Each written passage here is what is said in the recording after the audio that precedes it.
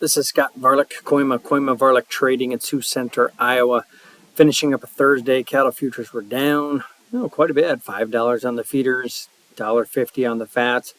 Kind of the normal volatile trade that we're used to seeing here. And used to see a $5 lower feeder trade, and something major happened, and that's just what we're used to. But markets are trading a little bit sloppy here, and there's live cattle reasons. You say, okay, this cash feels like it's slipping a little bit here. We've just kind of lost some leverage this time of year. We do.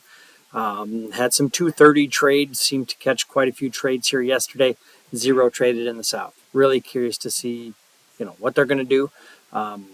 The north trade softening a little bit every week here, which for one, it's still 230. I mean that's a great price in the whole grand scheme of things. We're only $15 off of the all-time record highs, but are we staying current or not? We do have some bigger weights.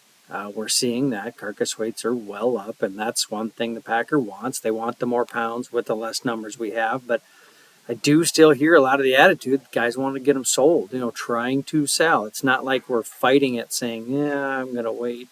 Maybe it'll be higher next week. I think the attitude is it might keep going lower, and we're trying to get some sold. So maybe that means we get towards the end of the fourth quarter, we can feel a little better, but it doesn't look like it's around the corner here in the next week or two.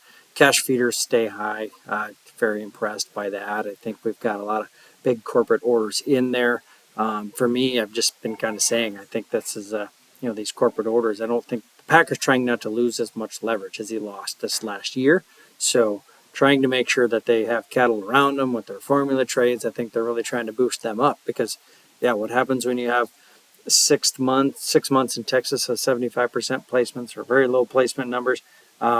We've got leverage. That's where they can pull all of those formula cattle from. We've been able to do some amazing things with the leverage we had. So it feels like they're just trying not to let that get away here. Boxes were a little sloppy again, down another $5 again this morning or on Thursday morning. So that just catching a lot of backlash, seasonally weaker demand now, and it is showing up. So a lot to talk about. Questions, we'd love it if you give us a call. Coima Varilek Trading in Sioux Center, Iowa. Risk of loss in trading futures and or options is substantial.